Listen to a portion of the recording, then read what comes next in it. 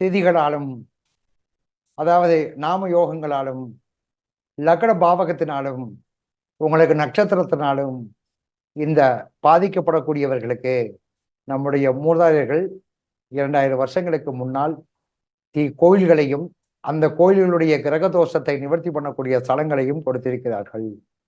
அப்ப முதல்ல இந்த திதிகளுக்கு குரு பகவான், நான் சொல்றது என்னன்னு கேட்டீங்கன்னா, திதிகளுக்கு 3, 6, 8, 12 திதிகள், நாம யோகங்கள், லக்ன பாவகங்கள், நட்சத்திரங்கள். நட்சத்திரங்களுடைய கணக்குகளுக்கு 3, 6, 8, 12 இல்லாத பட்சத்தில் முக்கியமாக சுபத்தன்மை வாய்ந்த இடத்தில் இருப்பவர்களுக்கு இந்த தெய்வ ஸ்தலங்களை போய் அவங்களுக்கு அந்த பாதிப்பு ஏற்படக்கூடிய காலகட்டத்தில் தெய்வ ஸ்தலங்களை அனுசரித்து போறது நல்லது. இப்ப இவங்களுக்கு என்ன பண்ணணும் அப்படின்னு சொல்லி கேட்டீங்கன்னா, தம்பி வாப்பா கொஞ்சம் பின்ன ஓப்பன் பண்ணி விடு, பெருசு பண்ணி விடு. திதிகளுக்கு துவிதிய திதியில் பிறந்தவருக்கு எங்க போகணும் அப்படின்னு சொல்லி கேட்டீங்கன்னா,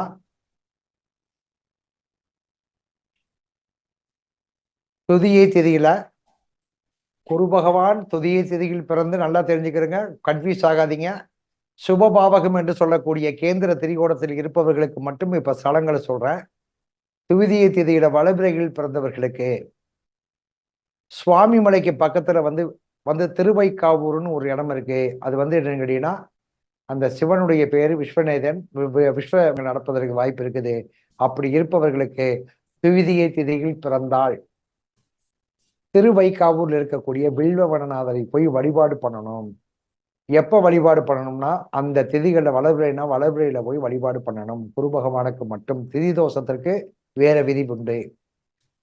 அது மாதிரி தேய்பிரையில பிறந்தவர்களுக்கு காளகஸ்தியில் இருக்கக்கூடிய காளகஸ்தி போய் அங்க பாத்தீங்கன்னா பாதாள விநாயகரை வழிபாடு பண்ணிட்டு சிவனுக்கு பச்சை கற்பூர அபிஷேகம் செய்து கொள்வது நல்லது. துவிதிய திதியில் தேய்பிரையில் பிறந்தவர்களுக்கு.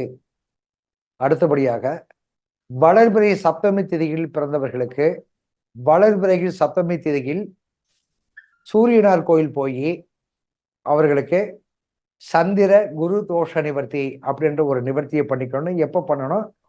இந்த சப்தமி திதியில் பிறந்தவர்களுக்கு சுபத்தன்மையான இடத்தில் குரு இருப்பவர்களுக்கு மட்டும் குடும்ப வாழ்க்கை, தாய் தகப்பன், குடும்பம் மனைவி மக்கள் சம்பந்தப்பட்ட விஷயத்துல பிரச்சனையை கண்டிப்பா சந்திக்க நேர்ந்துடும். சத்தம் இல்லாமல் செஞ்சுட்டு போயிடுவாரு. இதுக்கு உங்களுக்கு சூரியனார் கோவில் போகணும். அதே தேய்பிரையில் பிறந்தவர்களுக்கு திருக்கானூர்னு சொல்லிட்டு கல்லணைக்கு பக்கத்துல திருக்கானூர், சிவனுடைய பேர் கரும்பீஸ்வரர், அம்பாளுடைய பேர் சௌந்தரநாயகி. தேய்பிரை சப்தமி திதி அன்னைக்கு போகணும். ஏகாதேசி திதியில பிறக்கிறவர்களுக்கு குரு பகவான் சுபத்தன்மை வாய்ந்த இடங்கள்ல இருந்தால் அவர்களுக்கு வளர்பிறையில் ஏகாதேசி திதியில் பிறந்தால் மதுரை மீனாட்சி அம்மன் கோயிலுக்கு போய் அங்க இருக்கக்கூடிய முக்குருணி விநாயகருக்கு அருகம்புல் மாலை சாத்தி அம்பாளுக்கு தாளம்பூ குங்குமம் அர்ச்சனை பண்ணிட்டு சிவனையும் சொக்கநாதரையும் சிவனை பார்த்துட்டு அங்க அந்த திதியினுடைய தோஷம், அந்த ஏகாதேசி திதி குருவுக்கு உண்டான தோஷத்தை நிவர்த்தி பண்ணக்கூடிய ஸ்தலம் இது. பாத்தீங்கன்னா இந்த மதுரை மீனாட்சி அம்மன் கோயில் ஏகாதேசிக்கு குருவினுடைய தோஷத்தை நிவர்த்தி பண்றதுன்னு கேட்டீங்கன்னா, சங்க தமிழ் வளர்த்த மதுரையில், அதாவது இயலிசை நாடகத்துல நக்கீரன் குருவை சிவன் சோதித்து அதாவது பழையபடி மீண்டும் சிவன் சோதனை பண்ணி அவனுடைய நக்கீரனுடைய கல்வி அறிவை சோதனை பண்ணி திருவிளையாடல் செய்த இடம் பண்ணி நக்கீரனை அழித்து மீண்டும் அந்த தோஷத்திலிருந்து நிவர்த்தி பண்ணக்கூடிய ஸ்தலம் இந்த ஏகாதேசி திதி. ஆகையினாலதான் குரு தோஷத்தை எல்லாரும் புதன் மதுரை மீனாட்சி அம்மன் கோயில் புதனுடைய ஸ்தலம் என்று சொல்லப்பட்டாலும் கூட அது குருஸ்தானத்தில் இருக்கக்கூடிய நக்கீரன் தன்னுடைய புலமையின் அகந்தையை அழித்து மீண்டும் குருவுக்கு உயிர் கொடுத்த இடம், சிவன் கொடுத்த திருவிளையாடல் ஏற்பட்ட இடம் மதுரை. அதாவது என்ன கேட்டீங்கன்னா மதுரை மீனாட்சி அம்மன் கோயிலே. அதனாலதான் ஏகாதேசி திதியில் பிறந்தவர்களுக்கு குரு பகவான் சூனியமாக மாறுகிறார். அங்கே ஏகாதேசி திதியில் பிறந்தவர்களுக்கு குரு பகவான் சுபத்தன்மை வாய்ந்த இடத்தில் இருந்தால் அகம்பாவகத்தினாலையும் ஆணவத்தினாலையும் தான் தெளிவான முடிவு, அதாவது தான் எடுக்கக்கூடிய முடிவினாலையும் வாழ்க்கையில் வீணாகி விடுவார்கள். அதனால மதுரை மீனாட்சி அம்மன் கோயில்ல வளர்பிறை ஏகாதேசி திதி அன்னைக்கு போகணும்.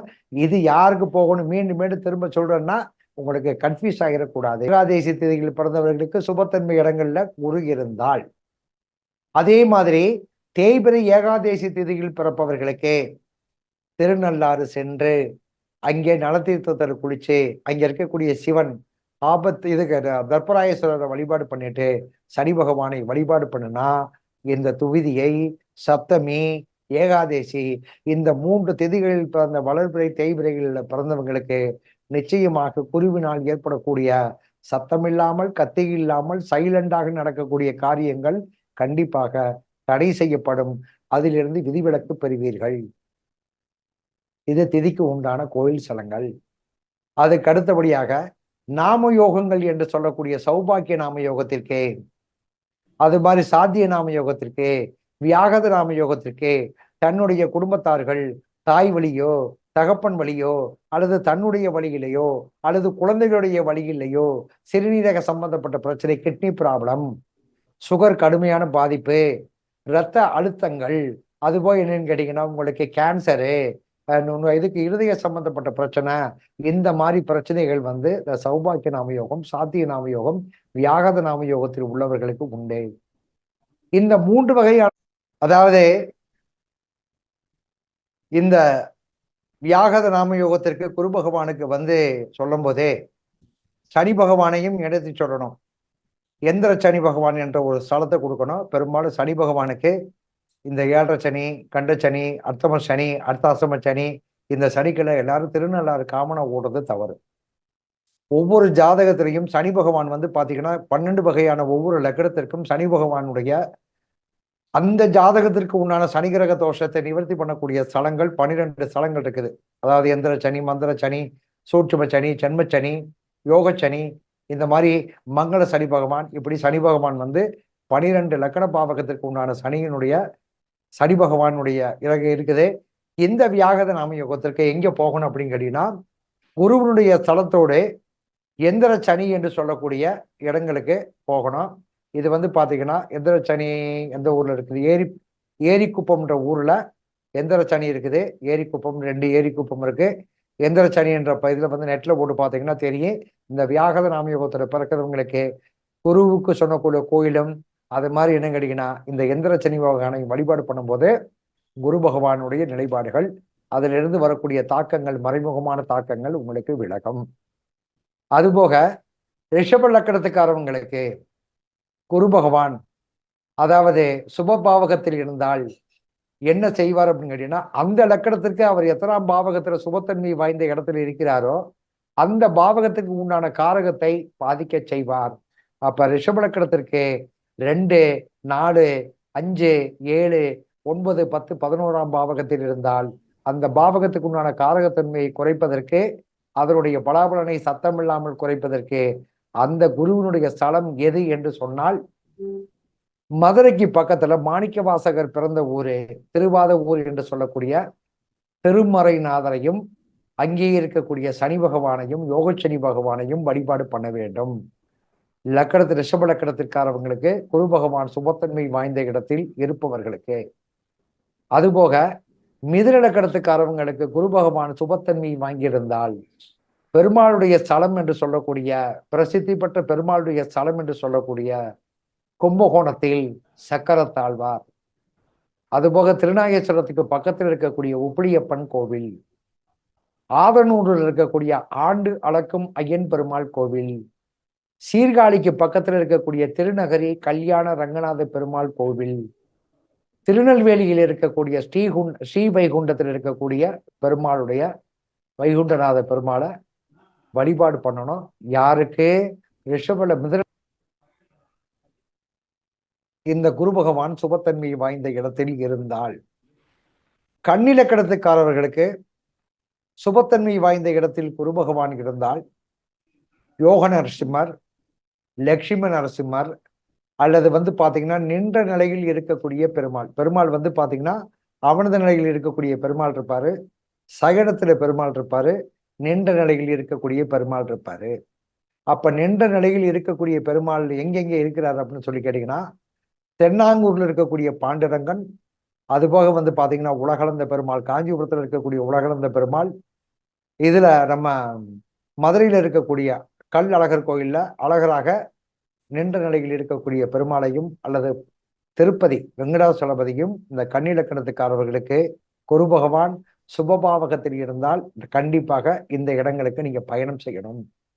அதுபோக துலாம் லக்கணத்துக்காரவங்களுக்கு சுபபாவகம் என்று சொல்லக்கூடிய 2, 4, 5, 7, 9, 10, 11 பாவகத்தில் இருந்தால் அவர்கள் பெரும்பாலும் அதாவது அதாவது விஷ்ணுடைய அவதாரமாக இருக்கக்கூடிய பெருமாள் ஸ்தலங்களுக்கு எல்லாம் செல்ல வேண்டும். சாரங்கன், சாரங்கபாணி, ரங்கநாதன், அது போக வந்து பாத்தீங்கன்னா சாரங்கபாணி எங்க இருக்குது? கும்பகோணத்துல இருக்குது. சாரங்கபாணியை வழிபாடு பண்ணலாம். ஸ்ரீரங்கத்தில் இருக்கக்கூடிய பள்ளி கொண்ட பெருமாளை வந்து ஸ்ரீரங்க ரங்கநாதனை வழிபாடு பண்ணலாம். அதுபோக குணசீலத்தில் இருக்கக்கூடிய பிரசன்ன வெங்கடசாமி பெருமாள் அவரையும் வழிபாடு பண்ணலாம்.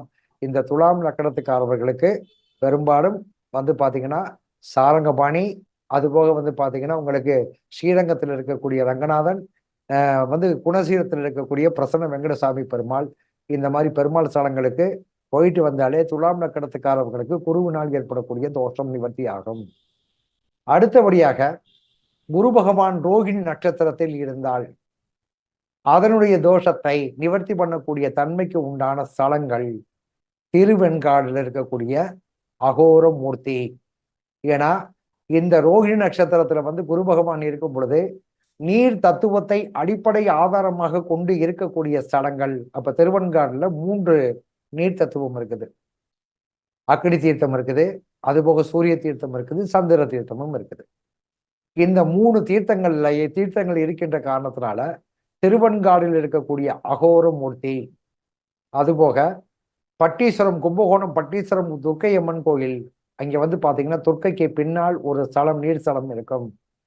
அல்லது பெரும்பாலும் இந்த குரு பகவான் ரோகிணி நட்சத்திரம் இருக்கிறவங்களுக்கு ராமேஸ்வரம் தீர்த்தங்கள், அதுபோக திருச்செந்தூர் தீர்த்தங்கள் இருக்கக்கூடிய இடங்கள்ல வந்து இந்த குரு பகவான் ரோகிணி நட்சத்திரத்துல இருப்பவர்களுக்கு போய் வழிபாடு செய்தால் சிறப்பு.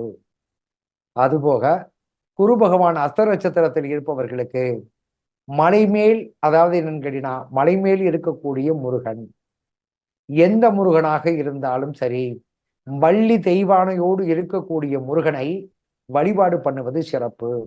அப்ப வள்ளி தெய்வானையோட பழமுதிர்ச்சோலையில் இருக்கிறாரு, திருப்பரங்குன்றத்தில் இருக்கிறாரு, திருத்தணியில் இருக்கிறாரு. இப்படி வள்ளி தெய்வானையோடு இருக்கக்கூடிய முருகனை இந்த அஸ்த நட்சத்திரத்தில் குரு பகவான் இருக்க பிறந்தவர்கள் கண்டிப்பாக மலைமேல் இருக்கக்கூடிய முருகனை வழிபாடு பண்ணணும். திருவோண நட்சத்திரத்தில் இருப்பவர்கள், குரு பகவான் திருவோண நட்சத்திரத்தில் இருப்பவர்கள் பெரும்பாலும் ஏகாதேசி திதி விரதத்தையும், மாசம் வரக்கூடிய ஏகாதேசி, அது வளபிறை ஏகாதேசியாக இருந்தாலும் சரி, தேய்பிறை ஏகாதேசியாக இருந்தாலும் சரி, அவர்களை அந்த ஏகாதேசி திதி தோஷத்திற்கு திதி அன்றைக்கு அவர்களுக்கு வந்து விரதம் இருந்து பெருமாளை சேவிப்பது மிக மிக நல்லது. ஏன்னு கேட்டீங்கன்னா காலபுருஷ தத்துவப்படி திருவோண நட்சத்திரம் மகர ராசி 10வது ராசி, அது கர்மராசி. அந்த கர்மராசியினுடைய நட்சத்திரம் திருவோண நட்சத்திரம் விஷ்ணு பகவானுடைய நட்சத்திரம். அதனால அங்கே அபிஷேக நட்சத்திரம் உருவாகிறது. ஆகினால பெருமாள் சம்பந்தப்பட்ட விஷயத்தினுடைய கணக்குகளுக்கு இதை நீங்க வந்து இந்த திருவோண நட்சத்திரத்திற்கு தீர்த்தங்கள் இருக்கக்கூடிய இடத்துல நீங்க வந்து பயணிக்கிறது ரொம்ப முக்கியமான விஷயம். இந்த திருவோண நட்சத்திரத்துல வந்து குரு பகவான் இருப்பவர்களுக்கு வழிபடக்கூடிய இடம் என்று சொன்னால் முக்கியமாக முருகன் கோயிலுக்கு பக்கத்துல மலை பிரதேசங்கள்ல வந்து பாத்தீங்கன்னா பெருமாள் இருக்கு. மலையில் இருக்கக்கூடிய பெருமாள் எந்த பெருமாள் ஆகியிருந்தாலும் சரி, திருவோண நட்சத்திரத்தை அன்னைக்கு திருவோணத்தில் குரு பகவான் திருவோண நட்சத்திரத்தில் இருக்கிறவங்களுக்கு மலை மேல் இருக்கக்கூடிய பெருமாள் எல்லா பெருமாளையும் வழிபாடு பண்ணாலே உங்களுக்கு இந்த குரு பகவான் நான் சொல்ற மாதிரி திதிகளுக்கும் நாமயோகங்களுக்கும் லக்கணங்களுக்கும் நட்சத்திரங்களுக்கும் இருக்கக்கூடியவர்கள் ஜோதிடர்கள், அன்பான ஜோதிடர்கள். இது என்னுடைய 30 வருட அனுபவம். இதை நீங்க கொஞ்சம் உற்று நோக்கி பார்த்தீங்கன்னா உங்களுக்கு நல்லா தெரியும். அதுபோக என்னுடைய திதி யோகக்கரணா ஆன்லைன் யூடியூப் சேனல், பழைய யூடியூப் சேனல் வந்து கொஞ்சம் தொழில் டெக்னாலஜியில போச்சு. இப்போ புதுசா திதி யோகக்கரணா ஆன்லைன் டிவி என்ற ஒரு டிவி உதயமாக இருக்குது. இப்பதான் ஒரு வீடியோ போட்டிருக்கிறேன். அடுத்து அதாவது வானசாஸ்திர சம்பந்தப்பட்ட விஷயங்கள், ஜோதிட சம்பந்தப்பட்ட விஷயங்கள், தெய்வ வழிபாடுகள் பல சம்பந்தப்பட்ட வீடியோக்கள் அடுத்து பின்னாடி வரும். ஆகையினால தனதர்மாவுடைய அனுமதியோடு என்னுடைய சேனலையே நீங்க திதியோக கரணம் ஆன்லைன் டிவி சேனலையே எனக்கு கொஞ்சம் ஆதரவு தருமாறு பொதுமக்களும் தமிழ்நாட்டு மக்களுக்கும் வழக்கம்போல் எனக்கு அன்பாக ஆதரவு கொடுக்கக்கூடிய அனைத்து மக்கள்களுக்கும் இந்த தெதியோக கர்ணத்தை ஆன்லைன் டிவியையும் உங்களுடைய ஆதரவு நல்குமாறி அன்புடன் கேட்டுக்கொண்டு இந்த வாய்ப்பு கொடுத்த தனதர்மா அவர்களுக்கும் இந்த நிகழ்ச்சியை இனிமேல் சந்திக்கக்கூடிய ஜோதிடர்களுக்கும் ஜோதிட ஆர்வலர்களுக்கும் தயவு செய்து இது பொழுதுபோக்குக்காக வேண்டி சொல்லப்பட்ட இந்த கலந்துரையாடல் அல்ல. இது என்னுடைய 25 வருட அனுபவத்திலையும் என்னுடைய குருநாதர் பாண்டிச்சேரி கார்த்திகேயன் சாருடைய வழிநடத்தலும் என்னுடைய அனுபவத்தினால் வந்த நன்மைகளும் இது பூராமே இந்த ஸ்தலங்களுக்கெல்லாம் என்னுடைய கிளைண்டுகளை கொடுத்து 100% சக்சஸ் ஆகுதோ இல்லையோ 50%-லிருந்து 70% நிச்சயமாக இது உங்களுக்கு கர்மாவினுடைய விஷயங்களை குறைத்து கொள்ள முடியும். ஒரு முக்கியமான விஷயம், ஊழ்வினை கர்மாவை யாரும் ஒன்றும் செய்ய முடியாது. அது நடந்தே தீரும். ஆனால் அதிலிருந்து இருக்கக்கூடிய பாதிப்பை விடுவதற்கு நம்பிக்கையும் தெய்வ நம்பிக்கையும் இருந்தால் நிச்சயமாக இந்த காற்று, நீர், நிலம், நெருப்பு, ஆகாயம், பஞ்சபூதங்கள் அதுபோல் என்னன்னா நம்முடைய குலதெய்வம், கிரகங்கள், நவநாயகர்கள் நமக்கு நல்ல வழியை துன்பத்திலிருந்து விடுதலை பெற்று நீண்ட ஆயுளுடன் நிறை செல்வத்துடன் அனைவரும் வாழ வேண்டும் என்று அன்புடன் கேட்டுக்கொண்டு இந்த கலந்துரையாடலை எனக்கு வாய்ப்பளித்த தனதர்மாவுக்கு மீண்டும் ஒரு நன்றியை தெரிவித்துக் கொண்டு விடைபெறுகிறேன். நன்றி, வணக்கம்.